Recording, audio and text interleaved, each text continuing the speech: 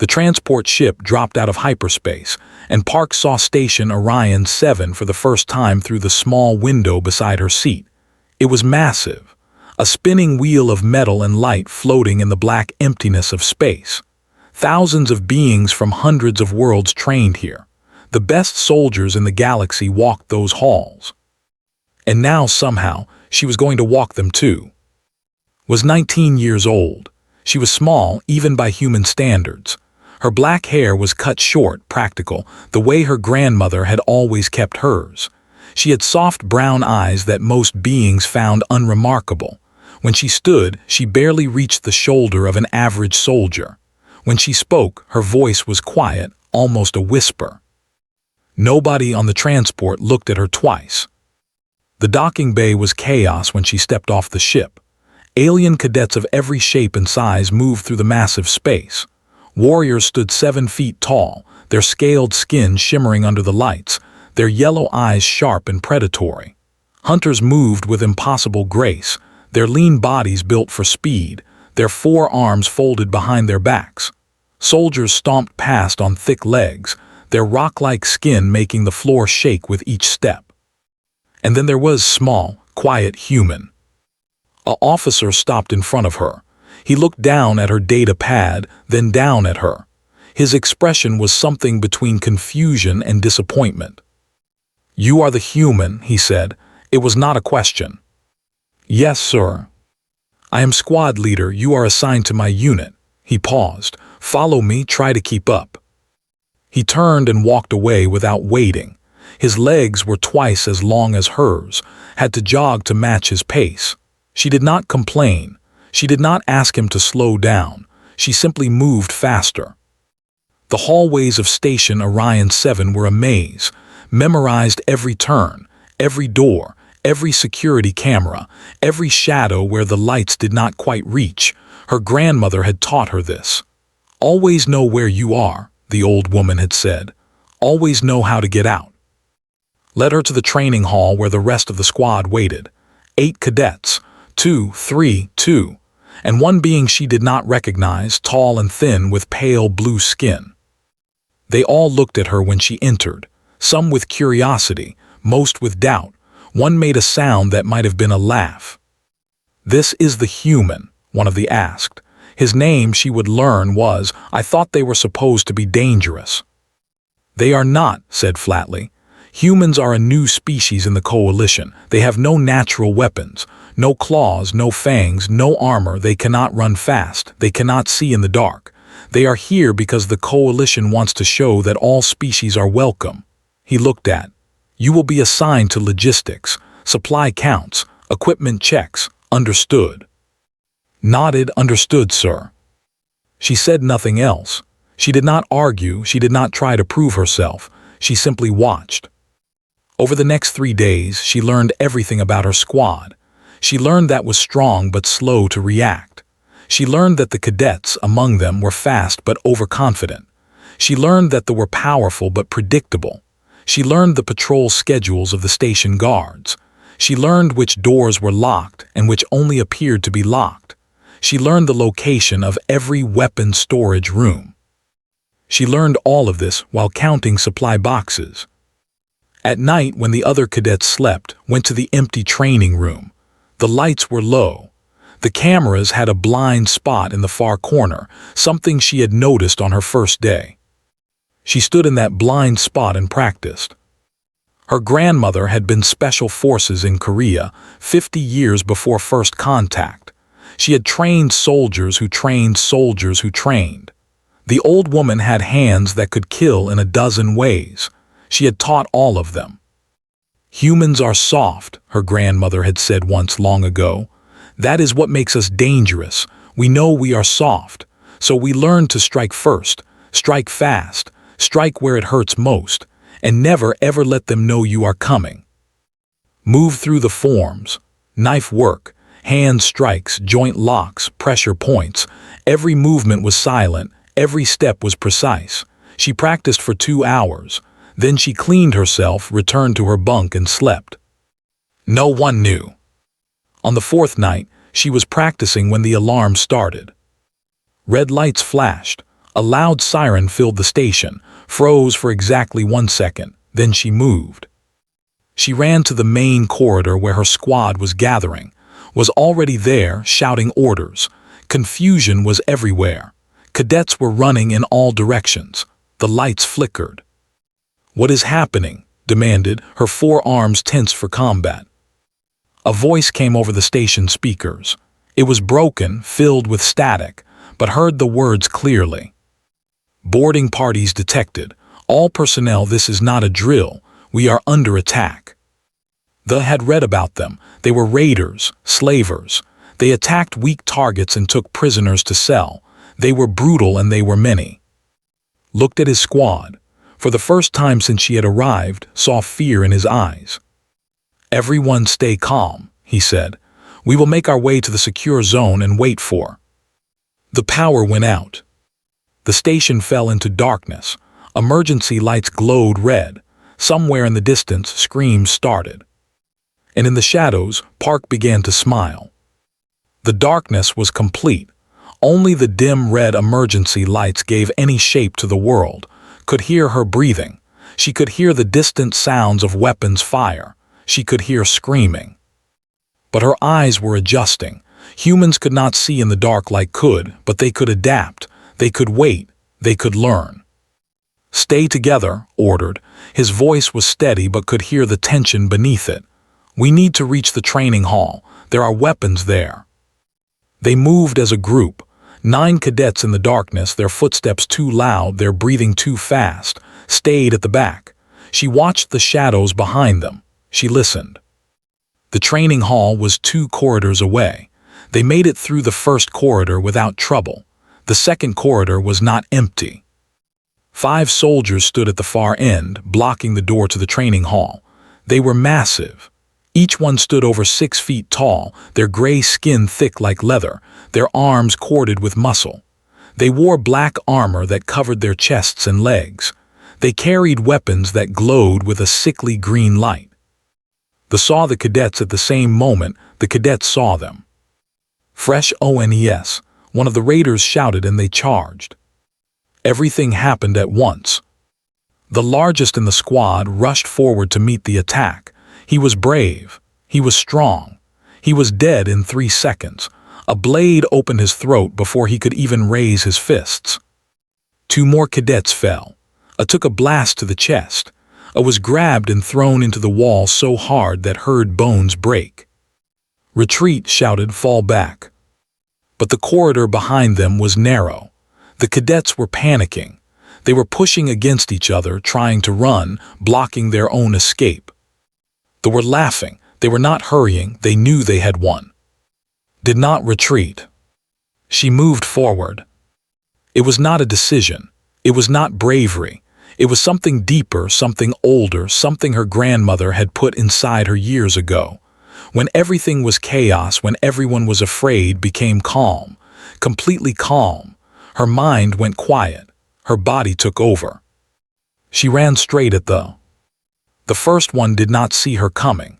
He was looking at, ready to kill the squad leader, reached him in 4 steps.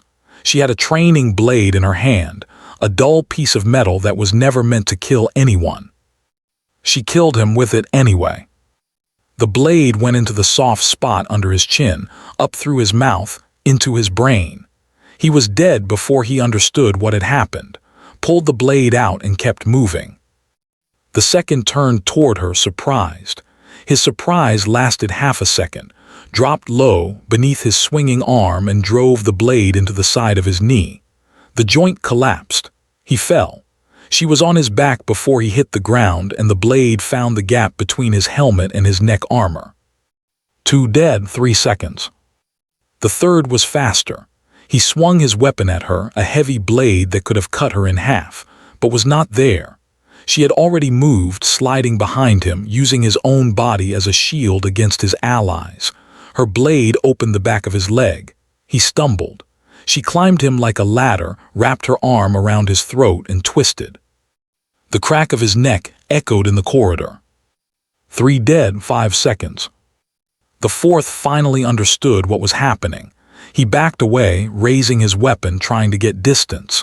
but had already taken the dead soldier's knife, a real blade, sharp and deadly. She threw it. The knife buried itself in the Sci. He fell without a sound. 4 dead, 6 seconds. The 5th ran. He turned and fled, screaming something in his own language. Fear, maybe. Warning. It did not matter. Picked up another blade from the ground and threw it. The blade caught him in the back of the head. He slid across the floor and stopped moving. 5 dead, 7 seconds. Silence. Stood in the corridor surrounded by bodies. Blood dripped from her hands. Her breathing was slow and even. Her heart beat steady and calm. Behind her no one moved. No one spoke. Finally stepped forward. His yellow eyes were wide. His scales had paled to a sickly color. He looked at the dead he looked at. How, he whispered, how did you do that? Turned to face him. Her face showed nothing. No fear, no pride, nothing at all. Humans learned to kill things bigger than us long before we had claws or fangs, she said quietly. We learned because we had to. Everything on our world wanted to eat us, so we became the thing that everything learned to fear. She wiped the blood from her blade on one of the dead raiders. There will be more of them, she said. We need to move. Looked at her for a long moment, then he nodded slowly. You take point, he said. Did not argue. She stepped over the bodies and walked into the darkness ahead. Behind her, the surviving cadets followed. They looked at the small human walking in front of them. They looked at the dead monsters on the ground. None of them called her soft again. They moved through the station like ghosts, led them through corridors that the others did not know existed, maintenance passages, service tunnels, forgotten pathways that she had memorized during her days of counting supply boxes. How do you know these routes? Asked. They stayed close to now, very close. Her forearms were tense, ready for combat, but her eyes kept returning to the small human in front of her. I paid attention, said simply. Had told them the plan. They needed to reach the command center. They had cut power to the main systems, but the backup generators were still working. If they could reach the command center, they could restore communications and call for help. It was a simple plan. The problem was that between them and the command center were dozens of raiders who wanted to capture them and sell them as slaves. They had 12 cadets left, had 2 real blades now, taken from dead enemies. She moved without sound, her feet finding the quiet spots on the metal floors, her body staying in the shadows where the red emergency lights could not reach. The first patrol found them in Section 7. 3 soldiers came around a corner, their weapons raised, their eyes scanning for targets. They saw the cadets. They opened their mouths to shout. They never made a sound. Was among them before anyone else could react. Her blades moved in short, precise arcs. No wasted motion, no extra cuts, just clean, quick death. 1 strike to the throat, 1 strike to the heart, 1 strike to the spine. 3 dead in less than 4 seconds. Cleaned her blades and kept walking. Behind her, the cadets stepped carefully around the bodies. She is not normal, one of them whispered too. Humans are not supposed to be like this. Quiet said, but his voice was shaking. They found the second patrol in Section 12. 5 soldiers this time, standing guard at an intersection. Stopped the group and studied the enemies for a long moment. Wait here, she said. What are you going to do? Asked. Did not answer. She disappeared into a ventilation shaft above their heads. The opening was small, too small for any of the alien cadets to fit through, but was small too. For 2 minutes nothing happened. The cadets waited in the darkness, barely breathing. They watched the soldiers at the intersection, waiting for something to go wrong. Then one by one, they started to die. The first one simply collapsed. No sound, no warning. He fell to the ground and did not move. The others turned toward him, confused. While they were looking down, the second one fell. Then the third. The last 2 soldiers finally understood that something was hunting them. They spun around, weapons raised, searching for a target, but there was nothing to see, nothing to shoot. The fourth soldier made a choking sound and grabbed his throat. Blood poured between his fingers. He fell. The fifth soldier screamed. He fired his weapon wildly into the darkness, green light flashing in all directions. He hit nothing. He kept screaming until he stopped. He stopped because he was dead. Dropped from the ceiling and landed softly among the bodies. She looked back at her squad and nodded once. "Clear," she said. They kept moving.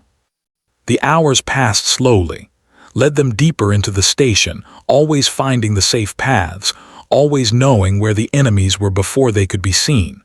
3 more times they encountered patrols. 3 more times killed them all. She did not enjoy it. That was the thing noticed.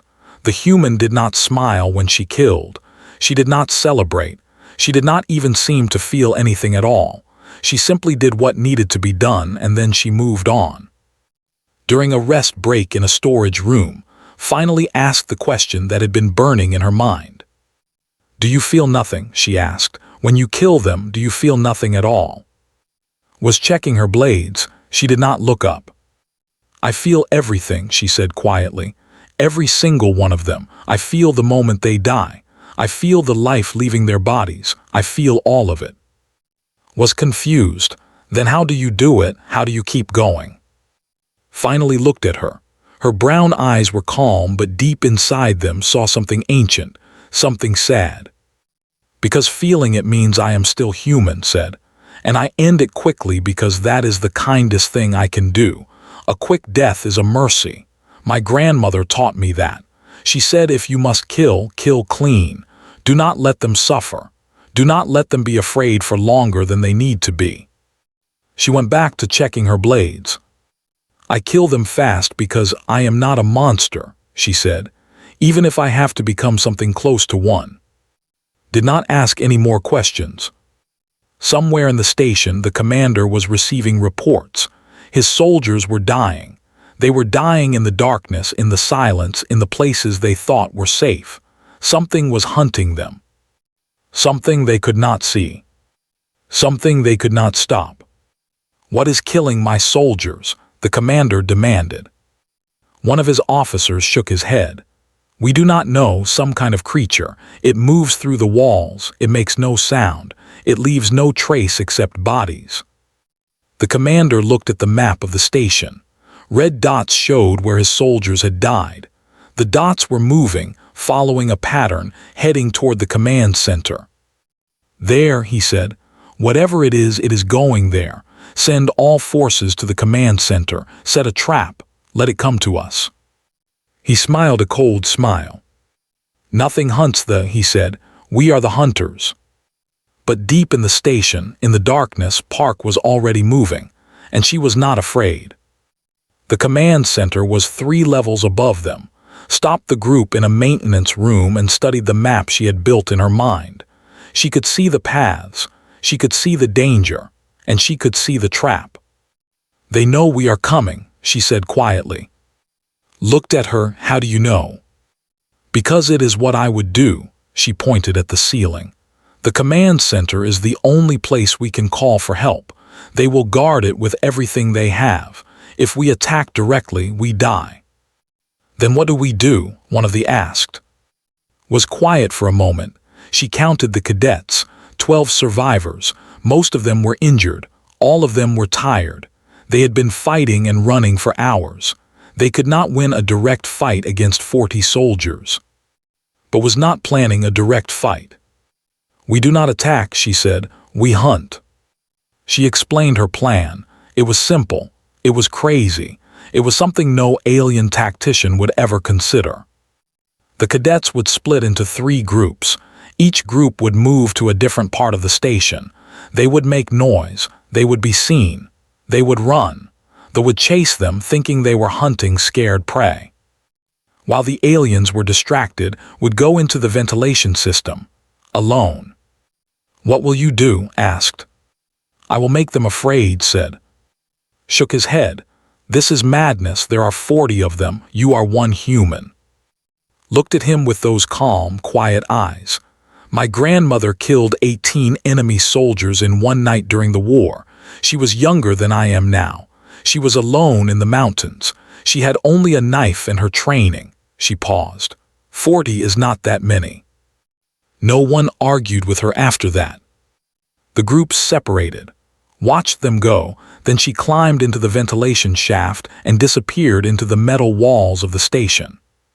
For the next 2 hours, she became something else, something that moved through the darkness like smoke, something that killed without being seen. The first died in a storage room. He was standing guard alone. One moment he was alive. The next moment he was on the floor with his neck broken. His body was not discovered for 15 minutes. The second and third died together. They were patrolling a corridor when the lights above them suddenly went dark. When the lights came back on, they were dead. No wounds were visible. Their necks had simply stopped working. The fourth disappeared completely. His squad found his weapon on the ground. They found his boots. They never found the rest of him. Fear began to spread through the forces. Soldiers started seeing things in the shadows. They started shooting at nothing. They started refusing to patrol alone. Some of them tried to leave their posts. Their officers had to threaten them to make them stay. "Something is in the walls," one soldier whispered to another. "There is nothing in the walls," the officer said. "Keep your position." 5 minutes later, the officer was dead. The commander stood in the command center, listening to the reports. His soldiers were dying. They were dying one by one, in silence, in the dark. 17 soldiers were dead now. 17 soldiers killed by something they never saw. "What is it?" the commander screamed into his communicator. "What is killing my men?" A dying soldier's voice came through the speaker. The voice was weak, filled with terror. "It makes no sound," the soldier gasped. "It moves like air, it strikes like nothing I have ever seen. It is just a whisper, a silent whisper." The communicator went dead. The commander looked at his remaining soldiers. 23 left. All of them were afraid. He could see it in their eyes, in the way they held their weapons, in the way they jumped at every shadow. "Seal the doors," he ordered. "Nothing gets in, nothing gets out. We wait here until reinforcements arrive." But it was too late. Outside the command center finally revealed herself to the other cadets. She was covered in blood. None of it was hers. She had killed 17 soldiers in 2 hours, moving through the station like a ghost, striking without warning, vanishing before anyone could react. "They are afraid now," she said. "When we attack, they will break." Looked at her. He had commanded soldiers for 15 years. He had seen warriors from 100 worlds. He had never seen anything like this small, quiet human. "How do we attack?" he asked. "They have sealed the doors." "Not all of them," pointed at the floor. "There is a maintenance hatch under the command center. I found it during my logistics work. It leads directly inside." The attack was short and brutal. Went through the hatch first. She killed the 4 soldiers guarding the main console before they could even turn around. The doors opened. The cadets charged in. The soldiers were already broken. They had been waiting for hours for something in the darkness to kill them. When the attack came, they panicked. Some fought, some ran, some simply surrendered. The commander tried to escape. He made it 3 steps before was in front of him. He looked down at the small human, at the blood on her hands, at the calm expression on her face. "What are you?" he whispered. "Human," she said. Then she killed him. Power was restored. Communications came back online. Help was called. The battle was over. Walked through the command center, looking at the damage, counting the survivors. When he reached, he stopped. "What is your rank, soldier?" he asked. "Cadet," she said. Shook his head slowly. "Not anymore." As the night ended and the first rescue ships arrived, the survivors began to talk. They talked about what they had seen. They talked about the small human who had killed without being seen. They talked about the fear she had brought to the And they gave her a name. By nightfall, everyone on Station Orion 7 knew it. Silent Whisper. 3 days passed after the attack. Rescue ships had come. The wounded had been taken to medical stations. The dead had been counted and honored. The prisoners had been taken away for questioning. Station Orion 7 was quiet now, quiet and healing. Stood at the window of her new quarters. They had moved her from the cadet dormitory to the officers' section. She did not ask for this. She did not want it, but had insisted, and she had learned that arguing with him was pointless. Outside the window, ships moved against the stars. Coalition vessels coming and going. Life continued. The galaxy kept spinning. A knock came at her door. "Enter," said. The door opened and an officer stepped inside. But this was someone else, someone older, someone important. Admiral was tall, even for her scales were dark green, almost black, marked with the scars of 100 battles. Her eyes were golden and sharp. She wore the full dress uniform of the Coalition High Command, decorated with medals that could not even name. "Cadet Park," the Admiral said, "or should I say Silent Whisper?" Turned from the window, "Just as fine, Admiral." Nodded slowly. She walked to the window and stood beside the human, looking out at the stars. "I have read the reports," the Admiral said. 47 soldiers killed during the attack on this station. You killed 31 of them personally." She paused. "That is more than my best Special Forces operators kill in their entire careers." Said nothing. There was nothing to say. "I have a question for you," continued. "It is a question that the Coalition has been asking since we first made contact with your species. Your people have been part of our alliance for only 5 years. Before that, we did not even know you existed, and now—" She turned to look at.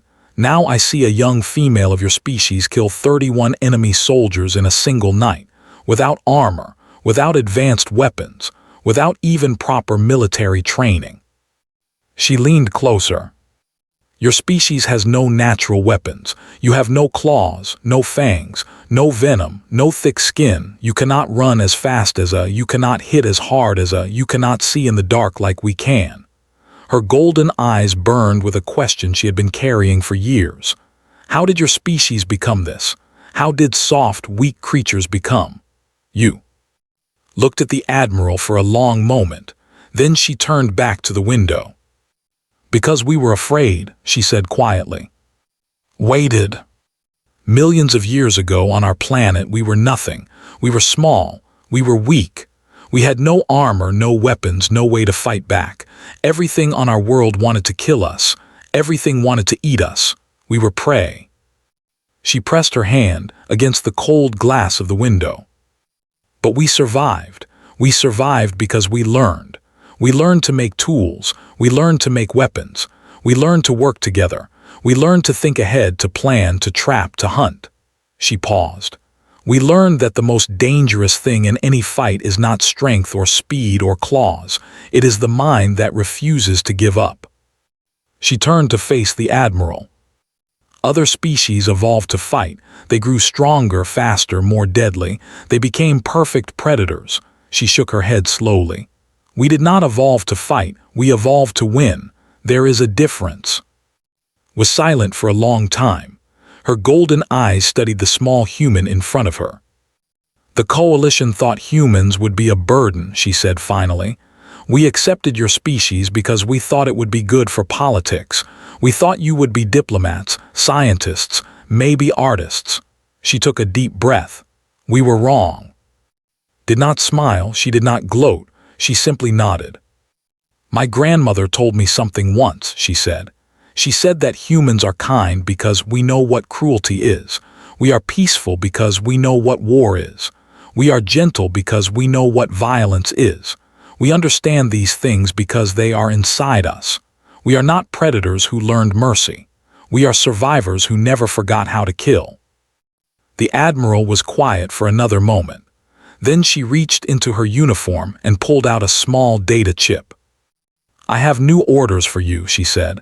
The coalition has decided to create a new special forces training program. We want soldiers from all species who can fight like you fight, move like you move, think like you think. She handed the chip to. I want you to lead it.